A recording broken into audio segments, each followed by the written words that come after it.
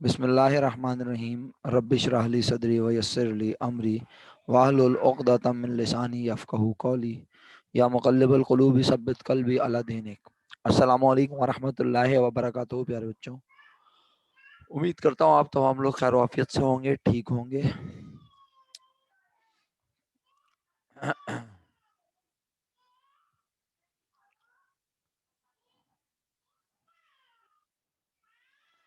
मेरे बच्चों, अगर कैश फ्लो का कोई सवाल आपके पास नहीं है फिलहाल पूछने के लिए, आपको लगता है कि कोई एज सच प्रॉब्लम नहीं है, आपने फर्दर क्वेश्चन प्रैक्टिस कर लिए हैं, तो फिर मैं कॉस्ट अकाउंटिंग का ये वाला चैप्टर शुरू करूं ताकि आपकी कॉस्ट की भी तैयारी हो जाए ज़रा। या आपके पास क्वेश्चंस हैं पूछने के लिए? अरीशा ने अपना माइक अनम्यूट तो किया बट उसकी आवाज़ नहीं आ रही, अभी तक कुछ बोल ही नहीं रही है वो। सर 14 प्राइवेट का पूछना था हमने। 14 प्राइवेट का पूछना है? अच्छा जी, ओके। 14 प्राइवेट देख लेता हूँ मेरा सर बेटा मैं। 14 प्राइवेट नहीं, 14 रेगुलर का क्वेश्चन नंबर 2 पूछना है। 14 रेगुलर का क्वेश्चन नंबर 2। अच्छा जी, मैं सवाल देख लेता हूँ कि किस नौइयत का है। अल्लाह अकबर। तो ये एमन घर में किसी और का मोबाइल यूज नहीं करती है क्या? सिर्फ अपने ही मोबाइल पे पढ़ती है? भाई जूम इंस्टॉल कर ले किसी के भी मोबाइल पे और क्लास तो लेना। या रिकॉर्डेड लेक्चर देख रही है, क्या कर रही है वो, कुछ आइडिया है? सर हमें पता तो नहीं, बस हमें मतलब किसी के थ्रू पता चला है कि उसका मोबाइल खराब हुआ है। अच्छा, ये भी किसी के थ्रू पता चला है? Yes sir. गलत बात है ना यार, बेचारी बच्ची ने फीस दी हुई और वो पढ़ नहीं रही और उसका वक्त इस तरह जाया हो रहा है।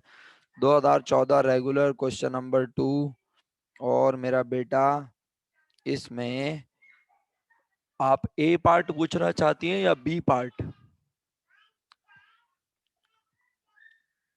या सब सर कुछ? दोनों बता दें। हाँ जी, बोले बोले। ले भाई, अरीशा चली गई बेचारी, आ जाएगी बहरहाल। हाँ बोलो बिस्मा, क्या पूछना है बेटा?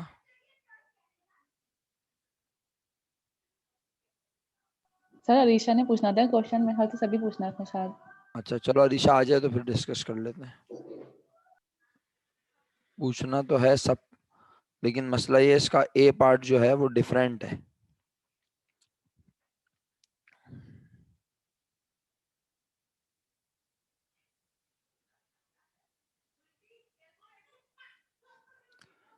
अरीशा आ जाए तो मैं आंसर शेयर कर लेता हूँ और उसके बाद फिर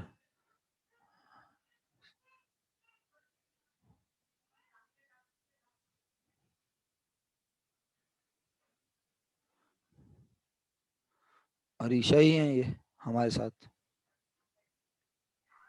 जी सर। अच्छा अरीशा, बात यह है बेटा कि आपने 2014 रेगुलर का सवाल जो पूछना है उसमें क्या पूछना है? 3 पार्ट हैं। सर रिक्वायर्ड एज जो है इसका, वो हाँ, उसमें सेल वगैरह दी, मतलब वो कह रहे हैं सेल वगैरह मालूम करें। सेल वगैरह मालूम करें? टोटल सेल मालूम करनी है, कैश रिसीव फ्रॉम कस्टमर ये आप on B account. B part की बात कर रही हैं? Yes sir. हाँ, तो ए पार्ट देख लिया आपने? यस सर, वो भी थोड़ा सा मतलब लैंड के बारे में पूछ रहे थे, वो भी हाँ कुछ समझ नहीं आ रहा मुझे।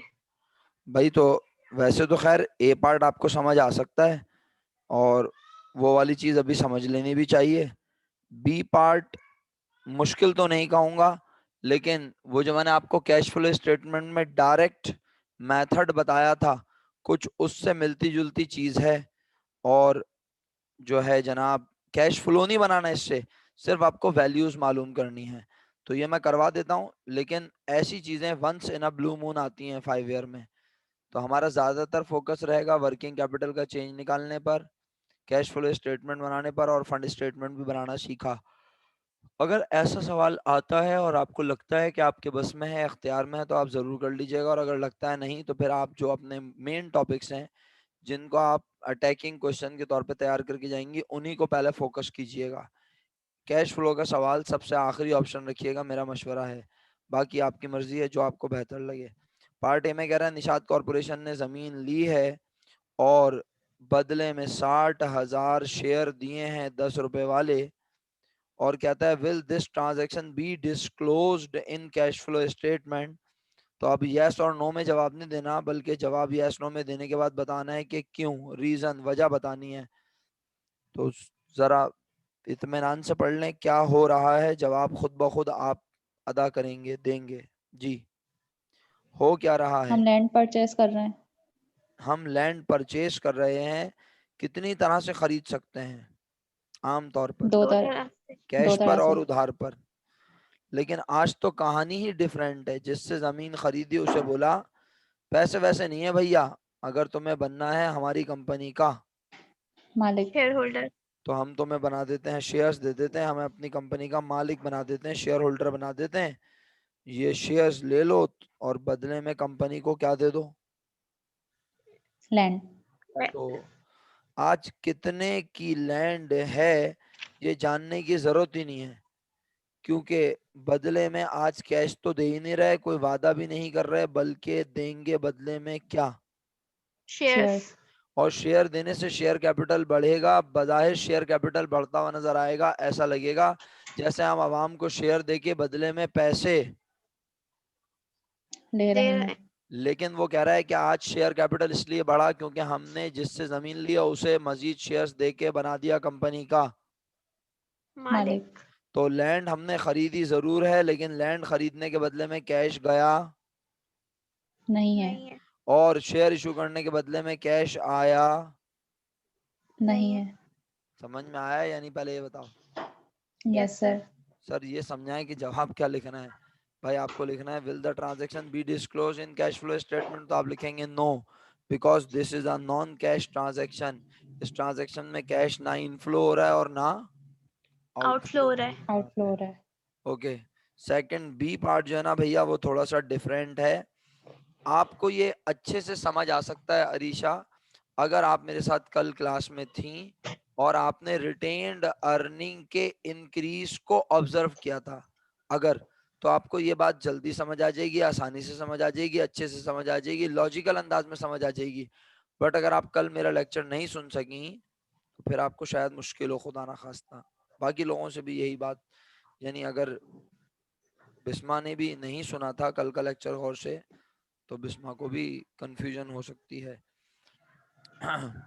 बिस्मा बेटा याद है कल रिटेन्ड अर्निंग का ओपनिंग एंडिंग बैलेंस गिवन, नहीं नहीं था। था। बल्कि उसका क्या दिया हुआ था? Net balance. नेट बैलेंस नहीं, उसका दिया हुआ था इंक्रीज या, डिक्रीज। डिक्रीज। तो हमने उस इंक्रीज डिक्रीज को बेस बनाकर नेट उस, इनकम निकाली थी। हाँ एग्जैक्टली तो आज अगर आप देखें पुरसुकून अंदाज में तो कह रहा है ईयर 2010 में जॉर्ज कॉरपोरेशन ने कैश सेल की 6,50,000 रुपए की और क्रेडिट सेल की, 5,50,000। 5,50,000। जब क्रेडिट सेल 5,50,000 की तो अच्छा अब और अभी ना फिलहाल चले, मैं अभी बताता नहीं हूँ बल्कि मैं सवाल पढ़ता हूँ और देखता हूँ आप लोगों का रिस्पॉन्स। फिर कहता है अकाउंट रिसीवेबल 2010 के साल में क्या हो गया? डिक्रीज। डिक्रीज। कितने से? 1,20,000 1,20,000। से। वो पहले से कितना था और अब कितना हो गया, हमें ये सब पता, नहीं नहीं। है। बस हमें ये पता है कि अकाउंट रिसीवेबल में नजर आ रही है कमी। कमी। कितनी? 1,20,000। 1,20,000। बस ये तो मैंने इंफॉर्मेशन पढ़ी। पॉइंट वन का जवाब तो आप दोनों बता सकती हैं अल्हम्दुलिल्लाह। सर सेल्स को दोनों सेल्स को ऐड करेंगे।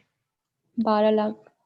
बिल्कुल दोनों 12 सेल लाख। को ऐड करेंगे, 12 लाख रुपए सेल आ गई। दूसरा point, cash receipt from customer on account. Cash receive from customer on account. Account. कह रहा है वो कैश जो हमें कौन से कस्टमर से मिला, क्रेडिट सेल्स अकाउंट बताओ पे। क्या जवाब है इसका? है ये लॉजिकल? और आप ये लॉजिक कल मैंने, हाँ बोलो। 5,50,000 में से माइनस करेंगे 1,20,000। वजह बताओ क्यों? 4,03,000। वजह बताओ क्यों? क्योंकि अकाउंट रिसीवेबल क्या जो है हमारा 1,20,000 ले गया है और हमारा 5,50,000 टोटल बैलेंस था, तो बाकी जो होगा वो हमें कैश रिसीव हो गया होगा। सोच लो। तुम अपनी बात से खुद कैश सेटिस्फाई हो रही हो तो फिर मैं भी हो जाऊंगा। जी अरीशा प्लीज बोलिए। कैश रिसीव नहीं हुआ ना बाकी का हमें। हमारे पास क्रेडिट सेल थी 5,50,000 की, उसमें जो है ना कमी हुई अकाउंट रिसीवेबल में 1,20,000, तो हम 1,20,000 से उसको कम करेंगे अपनी क्रेडिट सेल को। नहीं मेरा बेटा, गलत सोच रहे हैं आप लोग। मेरा ख्याल है मैं बताऊं, मैं चाह नहीं सर रहा बताना। हाँ एक मौका। मिनट, 5,50,000 की क्रेडिट सेल है, ठीक है, और अकाउंट रिसीवेबल हमारा कम होके रह गया है 1,20,000। नहीं कम होके रह नहीं गया, कम होके रह कम गया हो अगर गया ये है। बोलोगी तो फिर तुम सही बोल रही हो। यही तो तुम्हारी गलत फहमी है, कम होके रह नहीं गया, इतने से 1,20,000 से साल कम हो के गया। दौरान कम हुआ, इतने से साल के दौरान कम हुआ, ये बताया हुआ है। रह नहीं गया मेरा बेटा, रह गया होता तो बिल्कुल अलग जवाब होता मेरा बच्चा, फिर आपकी बात मान लेता। यही तो प्रॉब्लम है, आप तो सर समझ रहे बाकी जो हो क्या? बैलेंस होगा उसमें वो हमें रिसीव हो गया होगा ना कैश। मैं तो सुन रहा हूँ आपकी बात, बस समझ रहा हूँ। सर ऐड हाँ करेंगे क्रेडिट सेल में भाई, क्यों बैलेंस, करेंगे? पहले लेस कर रहे थे, अब तुम ऐड कर लो, क्यों? मुझे तो हर चीज की लॉजिक चाहिए होती है। क्योंकि हमें कैश कलेक्ट हुआ है अकाउंट रिसीवेबल के उससे। करीब करीब हो थोड़ा थोड़ा। बिस्मा आपको समझा रहा हूँ, अरीशा करीब करीब पहुंच चुकी है। बेटा मेरा बच्चा, साल के पहले दिन अकाउंट रिसीवेबल कितना था? नहीं पता। साल के आखिरी दिन अकाउंट रिसीवेबल कितना है? नहीं नहीं पता। पता। बस ये पता है कि हमने साल के दौरान उधार पे सामान बेचा था। 1,00,000, वो 5,50,000 5,50,000। जितने का भी बेचा था वो बेचने से रिसीवेबल में तो हुआ होगा, इजाफा। इजाफा। लेकिन लेकिन इजाफा नजर, नहीं आ रहा। नहीं आ रहा। इसका मतलब है कमी इजाफे से। ज्यादा हो, एग्जैक्टली कमी इजाफे से, ज्यादा हुई है। ज्यादा। यानी अकाउंट रिसीवेबल के अकाउंट में इंक्रीज आया होगा 5,50,000 से, लेकिन डिक्रीज आया 5,50,000 से भी। ज्यादा। उस ज्यादा। डिक्रीज ने इंक्रीज को अपने अंदर जब्त कर एब्जॉर्ब लिया। कर लिया। एब्जॉर्ब कर लिया। तो बजाय अकाउंट रिसीवेबल इंक्रीज होने के मुझे क्या होता नजर आ रहा है? डिक्रीज। डिक्रीज। डिक्रीज। सर समझ में अभी भी नहीं आ रहा। अरे मेरा बेटा, मैंने 5,50,000 का जो इस साल सामान उधार पर बेचा, वो पैसे तो पूरे के पूरे नहीं है। अबे आ गए। अगर नहीं आए होते बेवकूफ, तो मेरे अकाउंट रिसीवेबल में मुझे क्या होता नजर आता? इजाफा। तुम इजाफा। इसको यूं समझ लो, हालांकि ओपनिंग बैलेंस है नहीं, लेकिन तुम्हें समझाने के लिए बोल रहा हूं। अगर ओपनिंग बैलेंस बिस्मा 0 होता, फर्ज कर लो, और अगर मैं 5,50,000 में से 50,000 नहीं ले पाता, तो मेरे अकाउंट रिसीवेबल में क्या नजर आता बोलो? इजाफा। कितना? इजाफा। 50,000। कितना? 50। तुमने कहता है इसका 50,000। मतलब है मैंने ड्यूरिंग द ईयर 50,000 रुपए लिए, नहीं है। नहीं है। इसीलिए तो मेरा अकाउंट रिसीवेबल बढ़ता नजर आता, क्योंकि साल के पहले दिन था अकाउंट रिसीवेबल 0। साल के दौरान अकाउंट रिसीवेबल बढ़ा 5,50,000 जब मैंने उधार पे माल बेचा, और अगर कस्टमर्स ने आके मुझे 5 लाख रुपए दे दिए, तो अकाउंट रिसीवेबल बढ़ा 550 से और कम हुआ 5 लाख से, तो मुझे अकाउंट रिसीवेबल में क्या नजर आएगा? इजाफा। कितना इजाफा नजर आएगा? 50,000। तो मैं यही कहूंगा ना कि कस्टमर ने मुझे कितने दिए थे साल के दौरान? 5। 5,50,000। 5 लाख। अगर कस्टमर मुझे दे देता बिलफर्स पूरे 5,50,000, तो अकाउंट रिसीवेबल में कुछ भी नजर, नहीं नहीं आता। आता। लेकिन आज अकाउंट रिसीवेबल में नजर आ रहा है सवाल के मुताबिक क्या? डिक्रीज। डिक्रीज। इसका मतलब है कस्टमर ने इस साल के पूरे पैसे अदा नहीं किए। ले भाई नहीं किए। कर दिए। कर दिए। और पिछले अकाउंट रिसीवेबल के भी कुछ बैलेंस को अदा कर दिया। कर दिया। लेकिन समझ में नहीं आया, है ना बिस्मा? सच सच बता बेटा। नहीं सर, अल्लाह, इस बुढ़ापे में सर तक मैं दोबारा लेक्चर देख के समझ लूंगी, आप आगे नहीं समझ नहीं जाए। यार, तुझे पता है, मुझे ये पता चल जाए कि बच्चे को समझ में नहीं आया तो मैं जान की बाजी लगा देता हूँ। ऐसे तो छोड़ता ही नहीं हो भैया। एक मिनट जरा मुझे चश्मा लगा लेने दे बेटा, अब बताता हूँ तुझे। ये ले भाई स्क्रीन, लानत भेजो नए वाले चैप्टर पे। मैं तो इसको पढ़ाना शुरू कर रहा था, नया वाला पढ़ाएंगे इंशाल्लाह। फिलहाल अभी कैश फ्लो खेलते हैं। हमने तो पहले ही बोल दिया था ये रिस्क की सवाल है, लेकिन बहरहाल अरीशा बहुत क्लोज है तो मैंने कहा चलो बता ही दो भाई अरीशा को। तो अब बिस्मा का भी हक बनता है समझने का, बिस्मा को भी समझा देते हैं अल्लाह के हुक्म से।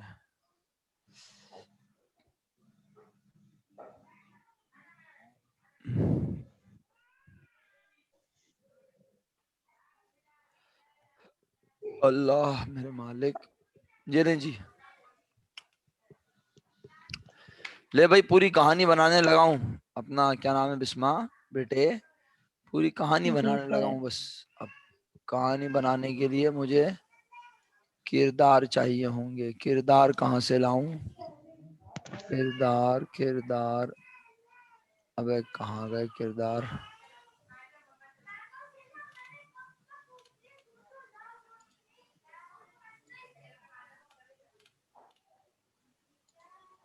हाँ ये रहा। हाँ जी,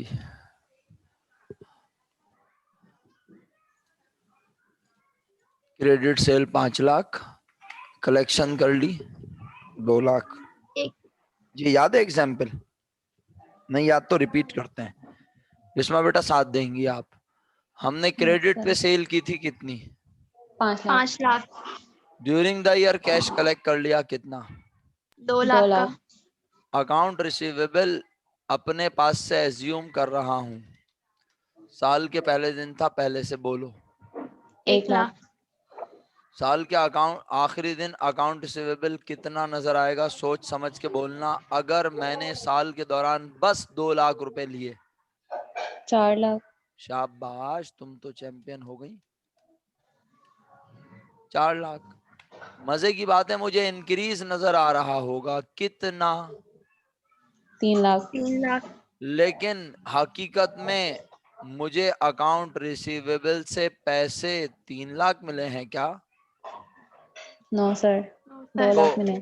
हाँ, तो अब हुआ क्या है?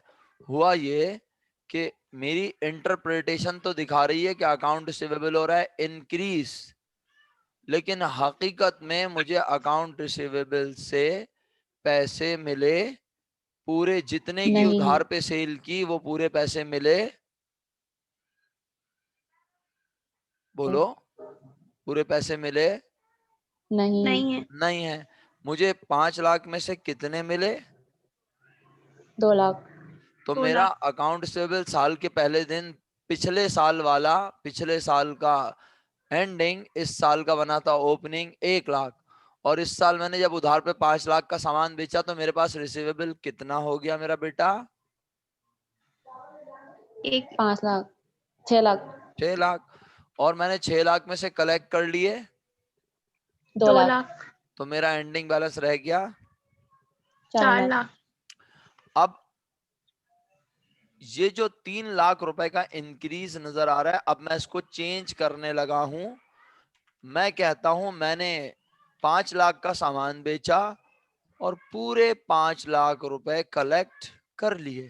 कर लिए। मेरा अकाउंट रिसीवेबल साल के पहले दिन था, 1 लाख।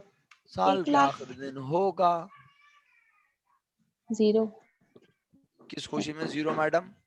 1 लाख ही 1 होगा। लाख। जी शुक्रिया। अकाउंट रिसीवेबल में क्या नजर आ रहा है? No change. No change. Okay. अब कितने का सामान बेचा था उधार पर? 5 लाख का। कलेक्शन हुई 5 लाख। 5,50,000। अरे सर 550 कैसे कलेक्ट कर लिए है ना बिस्मा? तुम आदिशा तुम्हारा ये सवाल है क्या? पुराना भी होगा ना। शाबाश, पढ़ी लिखी लगी मेरा बेटा। 1 लाख रुपए में से भी कलेक्ट हो गए कितने? 50,000 और जो इस 50,000 साल की सेल है वो पूरे पैसे भी। कलेक्ट हो गए। और कलेक्ट हो गए। एक और पर्सपेक्टिव बोलूं, अगर आप पढ़ी लिखी हैं थोड़ी सी, तो यूं भी तो कह सकता हूं कि ये 1 लाख पूरे के पूरे वसूल हो गए। हो हो गए। गए। अगर 1 लाख पूरे के पूरे वसूल हो गए तो फिर मुझे 5.5 लाख मिले हैं, 1 लाख पिछले वाले वसूल हो गए, तो फिर 5 लाख में से कितने मिले होंगे? 6,50,000। आई हाई, सारा काम खराब कर दिया। अबे मैं कह रहा हूं 1 लाख रुपए अगर मुझे पूरे के पूरे इस 550 के अंदर मिल गए तो भाई टोटल 550 मिले हैं ना, 550 में यस सर। पिछले वाले कितने मिले? 1 लाख। 1 तो फिर लाख। तो फिर इस साल की सेल में से कितने मिले? 4 हाँ सही तो बोल रही है, बोलो। 4 लाख। 4 लाख कैसे बनेगा भाई? कौन सी 4,50,000। 4,50,000। 450 बने ना? खुदा की यस कसम, सर। इतनी आसान चीज को मुश्किल बना रही हैं दोनों ज़हीन लड़कियां। अबे बेवकूफ, अगर हमें पूरे साल में कलेक्शन हुई है कितनी? 5,50,000। 5,50,000। तो मैं कहूंगा मेरे पास पहले से कितने रुपए लेने का राइट था? 1 1 लाख। लाख। 1 लाख रुपए तो इसके अंदर पुराने वाले आ गए, तो मैंने बोला अब मुझे किसी से कोई पैसे लेने। नहीं है। नहीं है। तो मैं कहूंगा यार मुझे, लेकिन मुझे 4.5 लाख रुपए एक्स्ट्रा किस बात के मिले? वो जो मैंने इस साल सेल की है कितने की? 5 5 लाख लाख की। की। तो उसमें से मुझे इस साल कितने मिले? 4,50,000। चार तो लाख इसका पचास तो हजार कितने अभी भी नहीं मिले? 50 50,000। हजार। इसका मतलब है मेरा अकाउंट रिसीवेबल क्या होता नजर आ रहा होगा? कम होता हुआ नजर आ रहा होगा। कितना? 50,000 से। 50,000 से। अच्छा, अब 50-50 कहीं मिक्स ना हो जाए, तो मैं इसको ऐसा करता हूं, जनाब आली 575 करूंगा तो 75,000 बन जाएगा। 575। हाँ जी। अगर मैं कहूं मुझे 575 मिले, तो अब बताओ कैसे मिले 575? मैं ये फर्ज करूंगा कि 5 लाख पूरे के पूरे इस साल वाले मिल गए, यूं भी तो कह सकता हूं। और 75,000 Yes, रुपए पिछले नहीं वाले। मिले। तो साल के आखिर दिन मेरा रिसीवेबल कितना होना चाहिए? 9 लाख। 25,000। अब जरा बताना बिस्मा, तुम बोलो अकाउंट रिसीवेबल में क्या नजर आ रही है? डिक्रीज। कितना? 75,000। अब अगर मुझे ना पता हो ओपनिंग, ना पता हो एंडिंग। एंडिंग। और मुझे बताया गया हो कि अकाउंट रिसीवेबल हो रहा है, कम। डिक्रीज। तो मैं यही कहूंगा ना कि यार डिक्रीज होने का मतलब है पुराने पैसे भी, मिल गए मिल होंगे। गए। और जो इस साल सेल की होगी वो पैसे भी। मिल मिल गए गए होंगे। होंगे। तो मैं दोनों को क्या करूंगा मैडम? ऐड। ऐड। यही बिस्मा कर रही, यही अरीशा कर रही थी, लेकिन तुम्हें इतना बुरा लगा तुम्हारी दोस्त का काम। अब समझ में आई या अभी भी नहीं आई? आ गई सर। मुश्किल बात है ये, इतनी आसान नहीं है। मैं ये नहीं पढ़ाने के मूड में था, आपको पता है मैं स्ट्रेट बताता हूँ जो भी होता है। मुझे नहीं पढ़ाना था ये सवाल, इस तरह की चीजें। क्यों? क्योंकि ये जरा से ट्रिकी हैं। मुश्किल कुछ नहीं होता जिंदगी में, बट आपका फोकस आउट ना हो जाए, क्योंकि आप ऑलरेडी 100% प्रिपेयर हैं एडवांस अकाउंटिंग में। तो इतने सारे टॉपिक, ये बात तय है कि आप पेपर में इतने सारे टॉपिक करके भी नहीं जाएंगी, मुझे पता है बहुत अच्छे से। एक अरसा हो गया पढ़ाते हुए, बच्चे एक आध टॉपिक लाजमी छोड़ देते हैं, बोलते हैं भाई इंस्टॉलमेंट सेल बहुत मुश्किल है, या खुदा ना खास्ता ब्याज बहुत मुश्किल है, या कैश फ्लो बहुत मुश्किल है, या एब्जॉर्प्शन एमलगमेशन मिक्स हो रहा है, लानत भेजो। कोई ना कोई टॉपिक बच्चा खुद ही से छोड़ता है। तो भाई वैसे तो आपकी मर्जी है, लेकिन मैंने आपको बोला कैश फ्लो आप छोड़ दें। हाँ, बुरे वक्त के लिए अपने आप को प्रिपेयर करें, और वो अल्हम्दुलिल्लाह आप हो चुके हैं प्रिपेयर।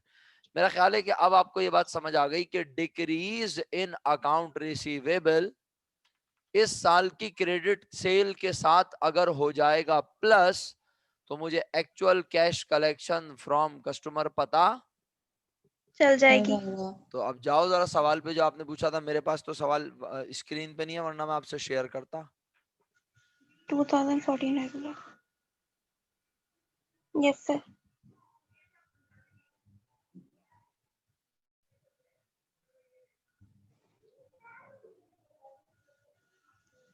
₹5,50,000 को ऐड किया, हाँ बस 1,20,000, 6,70,000। मतलब अब तुमने सवाल सॉल्व करना शुरू कर दिया, अल्हम्दुलिल्लाह। जवाब आ गया तुम्हारे पास? Yes sir. चलो ठीक है, ओके जी। तो ये वाले रिक्वायर्ड का आंसर मिल गया, तो आगे बढ़ते हैं मेरा बच्चा, क्या ख्याल है? Yes sir. एक मिनट, चलिए ये ले मौका दो। अल्लाह मेरे मालिक। बेटा रिक्वायर्ड 2 का आंसर पता चल गया, रिक्वायर्ड 3 का आंसर कौन बताएगा?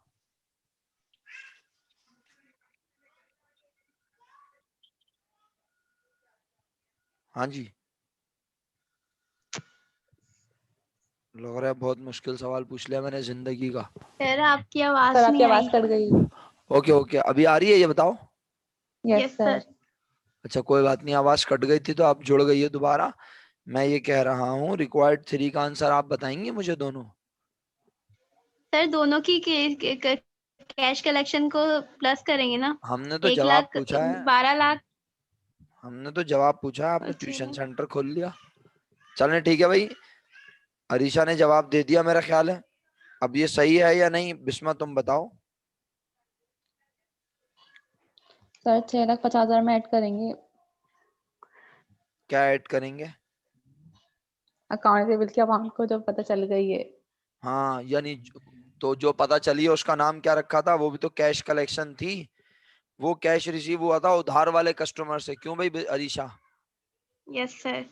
और 13,20,000 आ रहा है। जी, जो हमने बिस्मा बेटा, जो हमने अकाउंट रिसीवेबल के डिक्रीज में क्रेडिट सेल को ऐड किया, उससे हमें पता चला total cash receive from account receivable. और जब हम निकालना चाहें टोटल कैश रिसीव, तो हम रिसीवेबल फ्रॉम अकाउंट रिसीवेबल से रिसीव होने वाली अमाउंट और कैश सेल से रिसीव होने वाली अमाउंट को क्या कर देंगे मेरा बेटा? प्लस। ऐड। ऐड। तो बस फाइनली क्या आंसर आया बेटा ईशा? 13,20,000। 13,20,000। ओके, कंप्लीट हो गया क्वेश्चन। यस क्या सर। इसका यस सर। सी पार्ट भी करना है मेरे बच्चों? खुदा ना खास्ता। No sir. No sir. हाँ बिस्मा बोलो, ईशा बोलो। No sir. ओके, और कोई सवाल है फिलहाल आपके पास?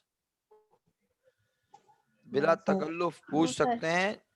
जो मुझे बिल्कुल भी नहीं पढ़ाना होगा मैं स्ट्रेट बोल दूंगा कि मैं ये बिल्कुल भी नहीं पढ़ा रहा। लेकिन अगर आप बोलेंगी नहीं हमें तो ये पढ़ना है, बस आप यही पढ़ाएं हमें और कुछ नहीं पढ़ना, तो मैं पढ़ा दूंगा, क्योंकि जो आप चाहेंगे पढ़ाने का मैं पाबंद हूँ। जी फरमाइए। Sir cost start. लेकिन पहले अरे उसमें तो पूछ लो अरीशा से, उसने प्रैक्टिस की है, पढ़ा है घर पे, कुछ सवाल अटेम्प्ट किए हैं, अच्छी बात है। आप अपना सवाल आज नहीं तो कल, कल नहीं तो परसों जरूर पूछ सकती हैं जब आपको मौका मिले। लेकिन किस सवाल को आपने करना है किसको नहीं करना, ये मैंने आपको आइडिया दे दिया है।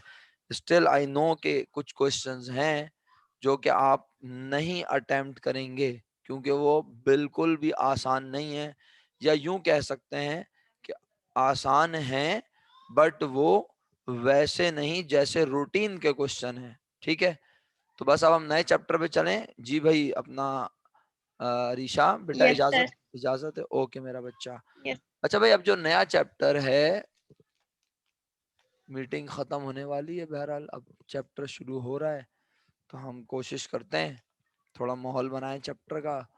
इसको मिनिमाइज करूं पहले मैं। सर क्लास कब तक खत्म होगी? हाँ ये अच्छा सवाल है। ये खैरियत, तो आज शादी में जाना है क्या? यस सर, मुझे जानना है आज। अच्छा चलो, फिर नया चैप्टर कब शुरू करेंगे? मंडे से, या फिर सैटरडे संडे में अगर मुझे टाइम मिल गया तो आप लोग पढ़ लेंगी? यस यस सर, मैं सर। पढ़ लूंगी। बस सही है, तो फिर आज बेशक ये वाली मीटिंग के बाद खत्म कर लें। फिर जुमरात जुम्मा तो मैं बहुत थक जाता हूँ, लेकिन अगर पिछले हफ्ते तो इसलिए पढ़ा दिया था कि भाई आपका टाइम वेस्ट हो जाता, आपने मंडे ट्यूसडे वेडनेसडे नहीं पढ़ा था। तो अब कोशिश करता हूँ कि सैटरडे संडे, क्योंकि मैं चाह रहा हूँ आपके 2 टॉपिक मैं 10 तारीख तक कंप्लीट करा दूं, ताकि आपका नया मंथ शुरू ना हो भाई, टू बी वेरी ऑनेस्ट। ठीक है, और मैं 10 तारीख तक या 5 तारीख तक खत्म कर दूं अल्लाह के हुक्म से। उसके अलावा अगर कोई आप लोगों को हेल्प चाहिए होगी, मैं एक्स्ट्रा पढ़ा दूंगा आप लोगों को वैसे। ठीक है, तो अगला चैप्टर जो मुझे पढ़ाना है 2 4 6 मिनट बाकी हैं, उसका मैं थोड़ा सा इंट्रो दे दूं अगर बिस्मा बोलो तो, या फिर ऑफ करनी है क्लास, बता दो। थोड़ा सा इंट्रो दे दूं 6 मिनट में मेरा बेटा? सर दे दें, इंट्रो दे। ओके, बिस्मा बोल ही नहीं रही भाई। चलो मेरा बच्चा, नया चैप्टर जो सर हम, मैं बोल रही हूँ कब से, यस सर यस सर। अच्छा लेकिन आवाज नहीं आ रही थी ना बेटा, अब आई आपने जब बोला। देखो नया चैप्टर जो ना वो इंतहाई आसान है, अगर तुम दोनों की मैथमेटिक्स अच्छी है, अगर आप दोनों की मैथमेटिक्स अच्छी है तो आप इस चैप्टर को बेतहाशा एंजॉय करेंगी।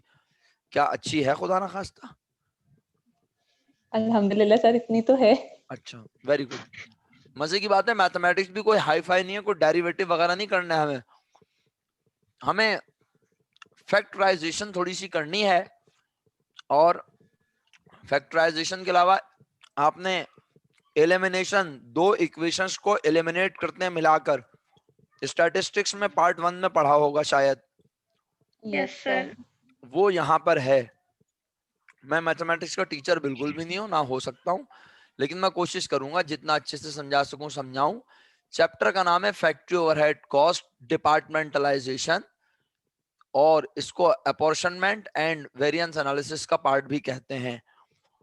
इस चैप्टर में हम ये सीखते हैं कि वो जो फैक्ट्री ओवरहेड का खर्चा मुख्तलिफ डिपार्टमेंट्स पर अपॉर्शनेट होता है, एलोकेट होता है, उस एलोकेशन को जो कि मुख्तलिफ डिपार्टमेंट पर हुई, हम सर्विस डिपार्टमेंट से निकालकर प्रोडक्शन डिपार्टमेंट पर दोबारा डालते हैं।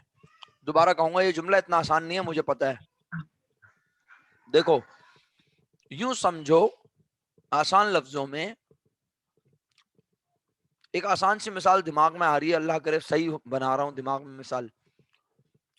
अरीशा और बिस्मा अपने अपने ऊपर रख के सोचो, अरीशा तुम स्कूल में नहीं पढ़ाती और ना तुम कहीं जॉब करती हो और ना तुमको ट्यूशन पढ़ाती हो।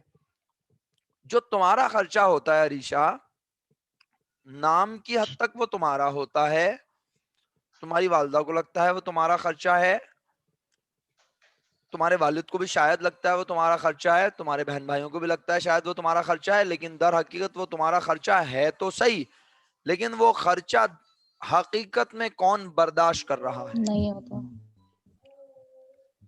बेयर कौन कर रहा है? वालिद साहब, पेरेंट्स। पेरेंट्स। ऐसा ही है, पेरेंट्स। एग्जैक्टली। क्यों भाई बिस्मा, यही बात है। Yes sir. तो मेरा बेटा फैक्ट्री में जो डिपार्टमेंट्स होते हैं ना, बड़ी कीमती जुमला कह रहा हूं, अल्लाह के हुक्म से आपको समझ आ जाए इंशाल्लाह। फैक्ट्री में डिपार्टमेंट्स जो होते हैं ना, जो काम कर रहे होते हैं, वो 2 तरह के होते हैं मेरा बेटा। एक होता है, अच्छा ये सब यहाँ लिखा हुआ नहीं है जो मैं आपसे डिस्कस कर रहा हूँ, याद रहे। एक होता है प्रोडक्शन डिपार्टमेंट, एक होता है सर्विस डिपार्टमेंट। इसके बारे में यहाँ शायद कुछ अंग्रेजी लिखी हो, आप इसको अगर पढ़ेंगे तो शायद कुछ मिल जाए आपको। और यहाँ पे नहीं, ये तो मैं बाद में पढ़ाऊंगा, रिपीटेड डिस्ट्रीब्यूशन पहले पढ़ाऊंगा, फिर और अलजेब्रिक बाद में पढ़ाऊंगा। फिलहाल मैं ये बताना चाह रहा हूँ, फैक्ट्री में 2 तरह के डिपार्टमेंट होते हैं, एक प्रोडक्शन डिपार्टमेंट और एक सर्विस डिपार्टमेंट। प्रोडक्शन डिपार्टमेंट का काम क्या होता है बिस्मा, जल्दी बता बेटा। कोई भी चीज प्रोड्यूस करना, कोई भी चीज प्रोड्यूस करना। बनाना। तो प्रोडक्शन डिपार्टमेंट कोई भी चीज अकेले तनहा प्रोड्यूस कर सकता है? तनहा? No sir. Sir Imran coaching centre में तनहा पढ़ा सकते हैं? तनहा? No sir. रिसेप्शन पे किसी का होना, जरूरी है। गेट पे वॉचमैन का होना, जरूरी है। फैक्ट्री में प्रोडक्शन जब कर रहे होंगे मजदूर तो सुपरवाइजर का होना, कॉस्ट जरूरी है। मैनेजमेंट का होना, रिपेयर एंड मेंटेनेंस डिपार्टमेंट का होना, जरूरी है। एडमिनिस्ट्रेशन का होना, जरूरी है। ये सब लोग मेरा बच्चा सर्विस डिपार्टमेंट कहलाते हैं। ये प्रोडक्शन बनाने में इन्वॉल्व तो होते हैं, लेकिन ये इनका अपना जाती खर्चा नहीं होता। ये जो कुछ कर रहे होते हैं किसके लिए कर रहे होते हैं? प्रोडक्शन डिपार्टमेंट के लिए। एग्जैक्टली मैं यही बताना चाह रहा हूं। तो मेरा बच्चा जब रेंट को, एक मिसाल दे रहा हूं, जब रेंट को बांटा जाता है फैक्ट्री में कि भाई फैक्ट्री में जो है वो हमारे 4 डिपार्टमेंट बने हुए हैं, प्रोडक्शन के 2 डिपार्टमेंट हैं, एक एडमिन डिपार्टमेंट है और एक रिपेयर एंड मेंटेनेंस डिपार्टमेंट है। तो क्योंकि रिपेयर एंड मेंटेनेंस डिपार्टमेंट वाले भी किसी जगह पे बैठे हुए हैं ना, जगह ऑक्युपाइड है। इसी तरह कॉस्ट अकाउंटेंट बैठा हुआ है, फाइनेंस डिपार्टमेंट बैठा हुआ है, उन्होंने भी कोई जगह ली हुई है। तो फैक्ट्री का किराया सब डिपार्टमेंट पे बढ़ता होगा या सिर्फ प्रोडक्शन पे बढ़ता होगा? सब डिपार्टमेंट बढ़ता होगा। सब डिपार्टमेंट सब पे। डिपार्टमेंट में। एक्सीलेंट एक्सीलेंट, सब में बढ़ता है। लेकिन जब सब में बढ़ जाता है, प्रोडक्शन डिपार्टमेंट के हिस्से में भी कुछ किराया आता है, सर्विस डिपार्टमेंट के हिस्से में भी कुछ किराया आता है। सर्विस डिपार्टमेंट कौन से भला? एडमिनिस्ट्रेशन हो गई, फाइनेंस डिपार्टमेंट हो गया, है ना।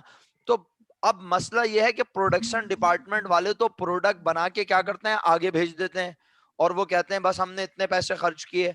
लेकिन मजे की बात है, सर्विस डिपार्टमेंट वाले तो कुछ भी बनाते नहीं है। तो भाई नहीं है। सर्विस डिपार्टमेंट अपना खर्चा किसको बताए, क्या कहे? तो सर्विस डिपार्टमेंट का खर्चा बजाहिर डिपार्टमेंट की परफॉर्मेंस को जानने के लिए अलग अलग रिकॉर्ड जरूर करते हैं, बट बाद में उस सर्विस डिपार्टमेंट के खर्चे को भी बर्दाश्त करता है कौन?